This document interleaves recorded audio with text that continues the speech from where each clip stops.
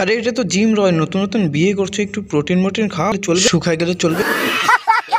আমাদের generator মামুনিকে, generator Mamun বলে কোথায় দেখি তো, জেনারেটর আছে কোথায় কোথায় দেখি তো দেখে যান।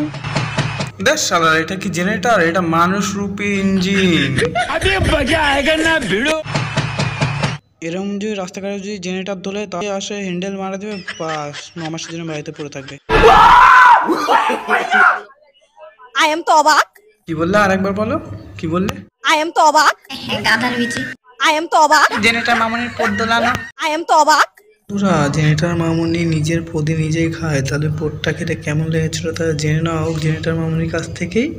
খাবারটা আমার খুব, পরোটাটা হবে না পরোটা, তাই তো গুরুজনরা বলতো যে স্কুলে একটু যা, লাঠি নিয়ে মা বাবারা কেন স্কুলে পাঠাতো।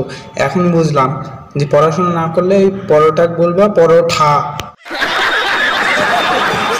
আচ্ছা গাইস, সবাই আচ্ছা গাইস বলে ধরে আছো তুমি কলা, আচ্ছা গাইস বলে ধরে আছো তুমি কলা, ওই গাইসই করবে তোমার কলা। কিন্তু আমার কমেন্ট বক্সে শুধু কলার ছবি দিচ্ছে আর কলার ছবি। তোমাকে কলার ছবি দিবে না তো কাকে দেবে? আমাদের মতো বোকা চোদাকে তুমি ছবি দিচ্ছে।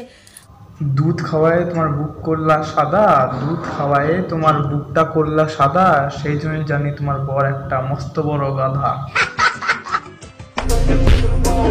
কলার ছবি দিচ্ছ? হ্যাঁ আরে বাবা, কেন তোমরা কলার ছবি দিচ্ছ? দুইটা বড় বড় ডাবের ছবি দাও, দিদির ডাবগুলোও তো সেই বড় বড়। গাইস, এই ভিডিওটা শুধুমাত্র এন্টারটেনমেন্ট পারপাসে বানানো, দেখো, হাসো আর ভুলে যাও, মুতে গিয়ে শুতে পারো, দ্যাটস ইট।